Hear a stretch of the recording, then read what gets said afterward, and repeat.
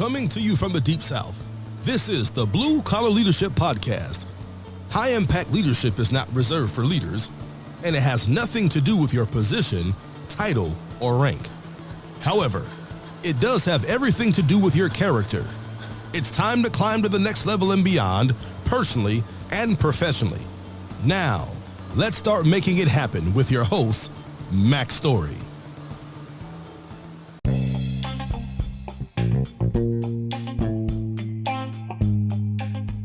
Before we get started with today's episode, I want to take a few moments and give you a preview of what you're about to hear and also direct you to some other series that I already have completed on my podcast. So you're about to listen to Blue Collar Kaizen, Leading Lean and Lean Teams. You're listening to a 30-part series on that. Today's episode is just one of 30. It's specific to lean leaders, lean managers, anyone who's leading teams of people through process improvement and continuous improvement projects, Six Sigma, those kind of things. It's not about the tools and the methods and all that. It's about how to lead teams of people. So any leader, anybody at any level can get value from this. But I just want you to know that's what this series is about. It's about that specific book. So hope you enjoy it. But I have some other series that may interest you if this series does not. Got a lot of episodes already out there, but I have a book called Blue Collar Leadership, Leading from the Front Lines. It's all about how to become a high impact individual, how to become a sought after employee of choice, an employee that people want to hire and want to promote. That series, there's a 30-part series, starts at episode 65. I have another series on my book, Blue Collar Leadership and Supervision, Unleash Your Team's Potential. That book is for leaders, formal authority leaders who want to learn how to effectively lead people. That series, 30-part series, starts at episode 111. I have another series. It's an 11-part series on my book, 10 Foundational Elements of Intentional Transformation, How to Become Your Best Self. That series starts at episode 158. I have another series on my Blue Collar Leadership and Culture, the 5 components for building high-performance teams. That book is really for the top leader, and it's how do you become the sought-after employer of choice. It's a 30-part series. It begins at episode 179. My wife Rhea and I, this year in 2021, the theme for my podcast this year was all about change. That's why I'm doing this series on Blue Collar Kaizen, Leading Lean and Lean Teams, because it's all about leading teams through change. But we have a 15-part series we recorded together on our book, Change Happens, Leading Yourself and Others Through Change. That series starts at episode 211. And then this Blue Collar Kaizen, Leading Lean and Lean Teams series, the one you're about to listen to, one of the episodes of, it started at episode 230. And will be a 30-part series, so it's going to take a little while to finish it. Hope you find value in some of these series. Let's get to today's podcast.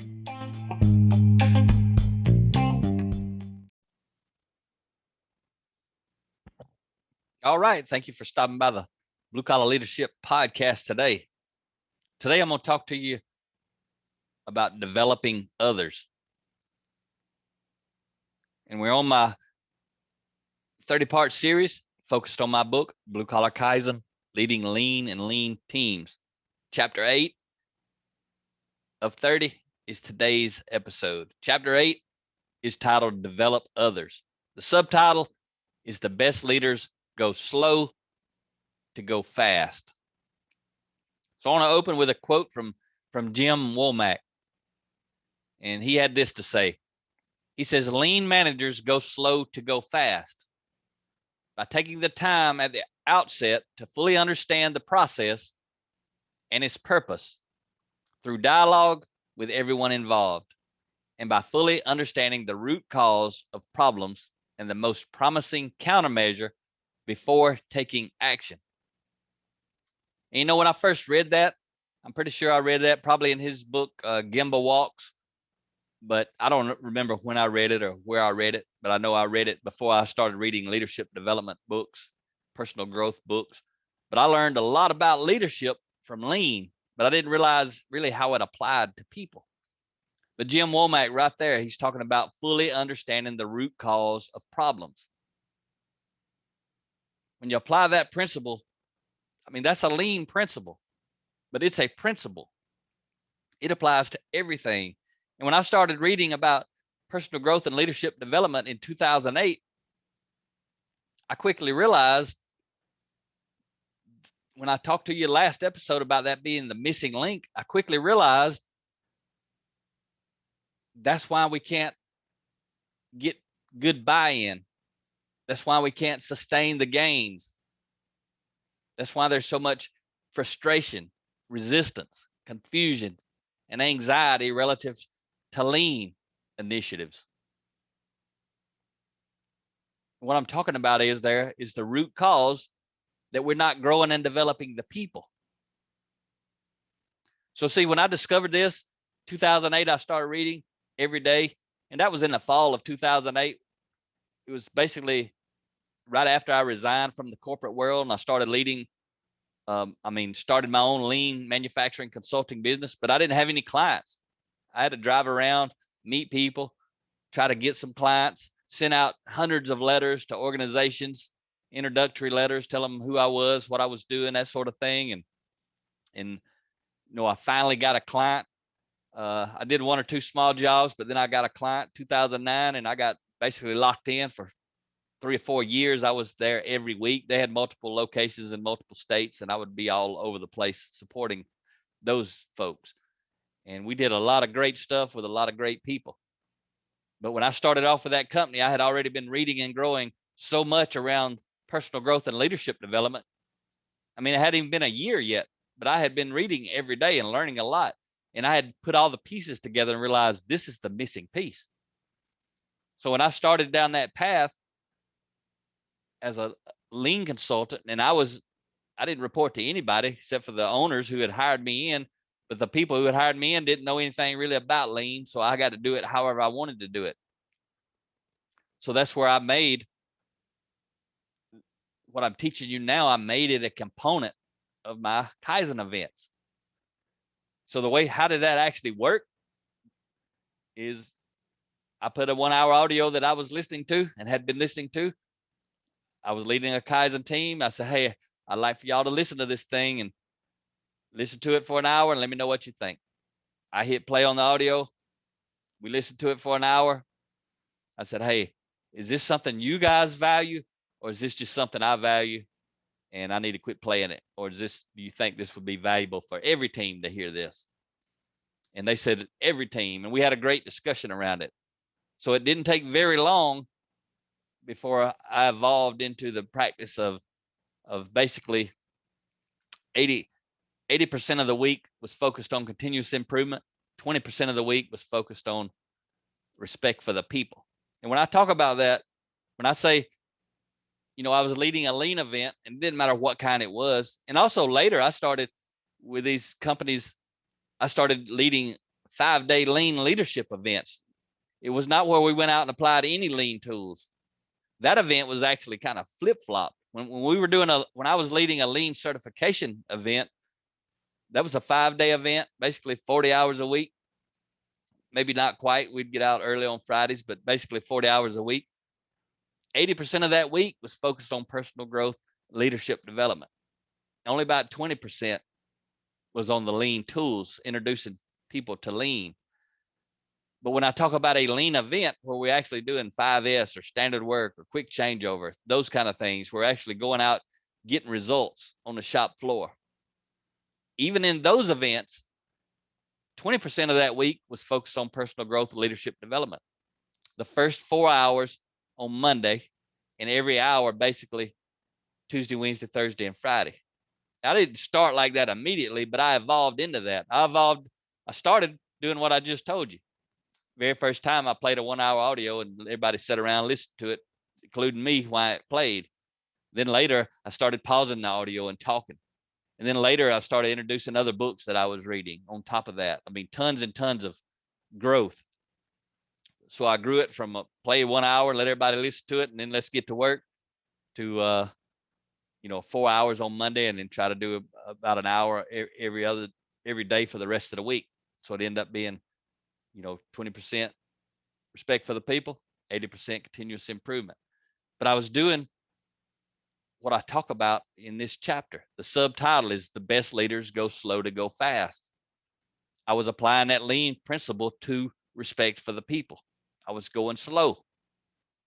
People expected me to jump right into the lean tools. That's what most lean leaders do. That's what most lean consultants do. They don't even do any of what I'm talking about in this book. Most of them don't do any of the people development relative to character. It's all about the tools and the processes. That's why I hope this is something new for you, and I hope you start doing it. If it's not new, I hope you take it to another level. But I'm going to tell you this. Much as I know about lean and much as I know about leadership, if I was today leading lean, if I was responsible for continuous improvement, and I had to pick one of the two things, either respect for the people or continuous improvement to focus on. If somehow I had some crazy leader and he said, Mac, you can't do both, you can only do one. That'd probably never happen, but I'm trying to make a point. The one that I would do is respect for the people. If I had to improve processes, I'd focus on a week or a day or however long they wanted to give me. If I only could do one thing, I would focus on respect for the people, growing and developing the people, building relationships. Because what I would know is if I focus just on the continuous improvement piece, just on the tool, yeah, I could go lead some people through some improvement. We can make some changes. But after that, the people are not going to be bought in. They don't even have a relationship. It's just about using them to improve the processes so the company can make more money. They're not going to be truly living Kaizen, meaning they're offering small suggestions, small improvements. They're not going to be doing all that. They're going to be resistant. But if I go and build relationships with them, help them grow and learn why they need to do a better job for themselves, not for the company, how they're going to increase their influence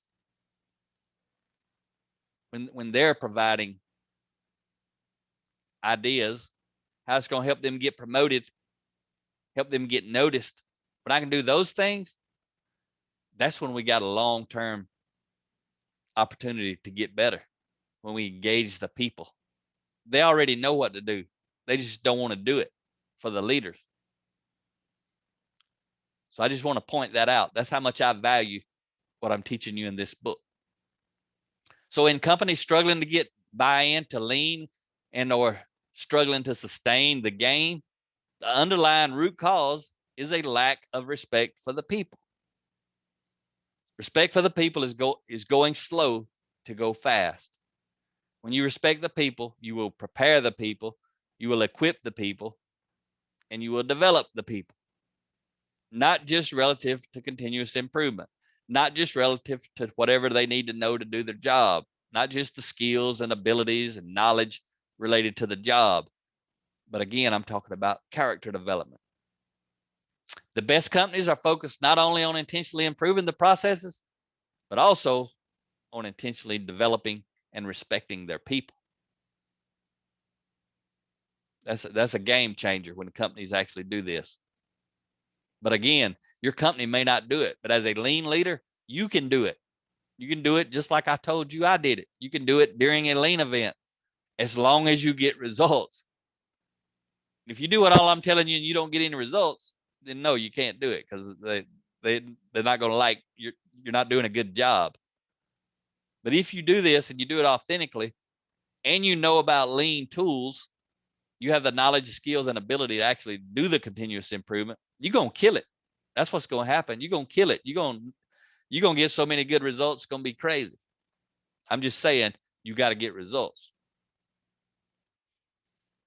So if you're going to excel at the highest level as a high impact lean leader, you must do more than master and teach the lean tools. That's only half of the equation. You must also accept responsibility for growing and developing the people. When leaders focus on growing and developing the people for the right reasons, the people feel it. As a result, they do what they can to show their appreciation. How do they do it? They become more productive. They improve processes. They improve quality. They share more ideas and speak highly of the company and its leaders in public. In other words, they start living Kaizen and spreading positive word of mouth advertisement for the company. Everybody wins. But I give you an example where this is not happening. And I've seen back when I was really in the lean world and dealing and speaking with a lot of different lean people and different organizations and different forums and that sort of stuff. I always heard somebody talking about, they tried to create an employee suggestion program, a Dropbox where people could just leave suggestions for improvements, because this is kind of a lean thing. In a good, well-led lean organizations, that's what they do. But I've heard a lot of people in companies, they won't even do an employee suggestion box because they get so many complaints. I mean, I've heard people say that. We tried it, but all we get when we open the box is a bunch of complaints, a bunch of people moaning and groaning. Well, guess why they're doing that? Because there's terrible leadership in the organization. Because the stuff I'm teaching you about in this book is missing.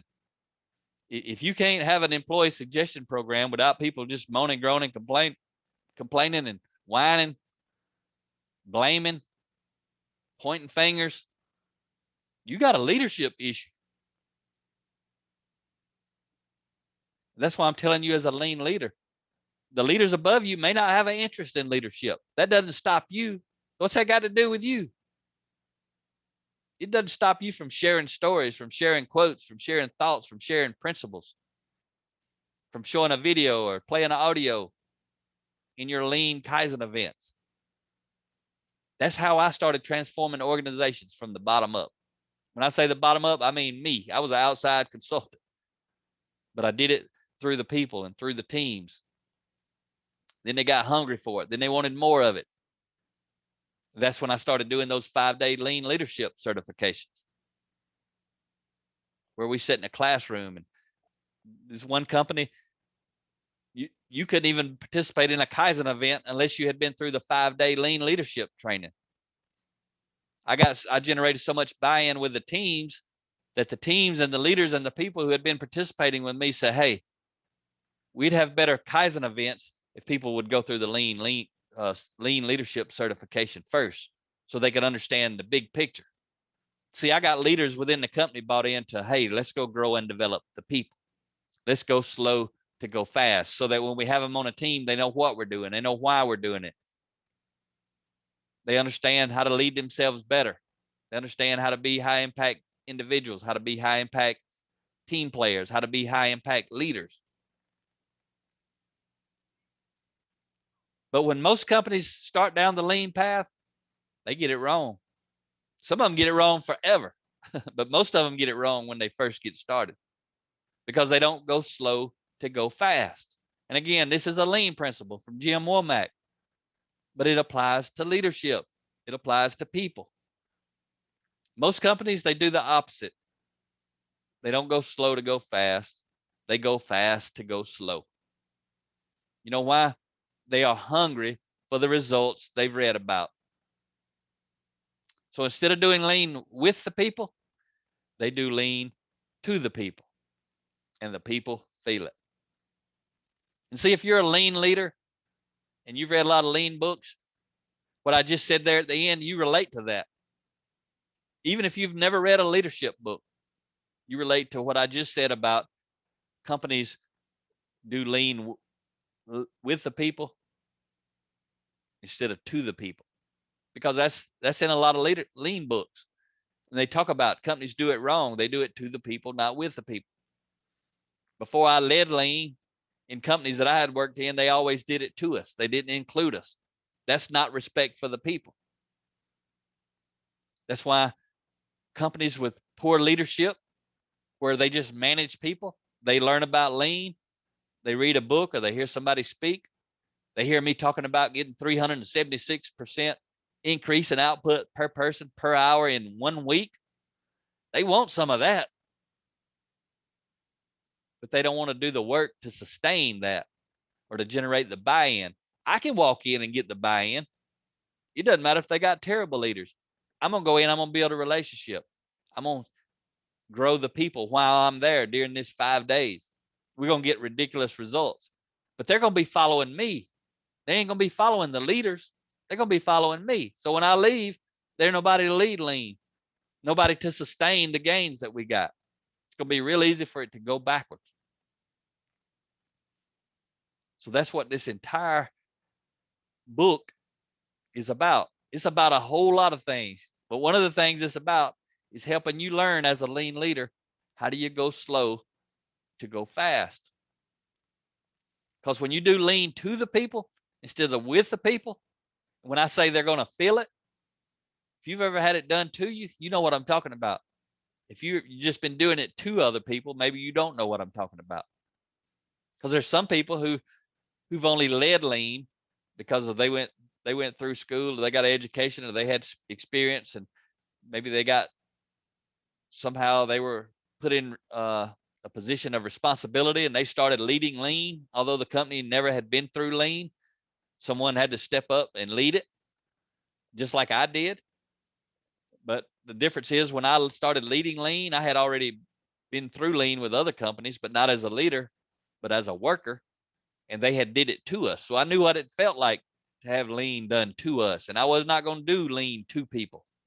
I wanted to do lean with people.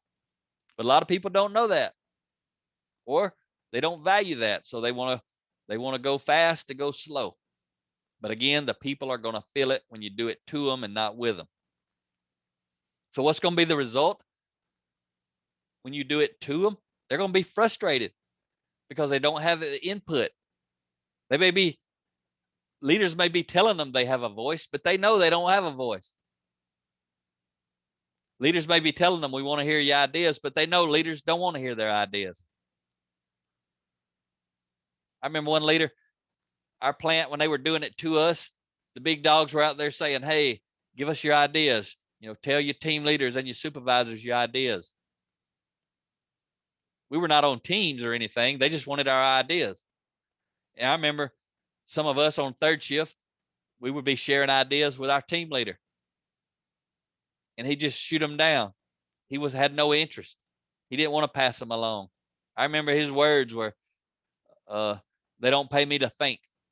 We were trying to bounce ideas off of him, trying to come up with better ideas of how to do things, and he didn't even want to be involved. That was our first level leader, was our team leader. In his words, they don't pay me to think. He was just there to get a check, and it was obvious. So we were frustrated with the leader, because the upper level leaders wanted one thing, but the lower level leaders didn't want nothing to do with it. That's because there was poor leadership in the organization. The stuff I'm teaching you about here. Not only does this need to be taught to the Kaizen team, it needs to be taught to everybody in the company, top to bottom. It should be coming from the CEO or the plant manager or the business owner. They should be gung-ho as I am about doing this for everybody.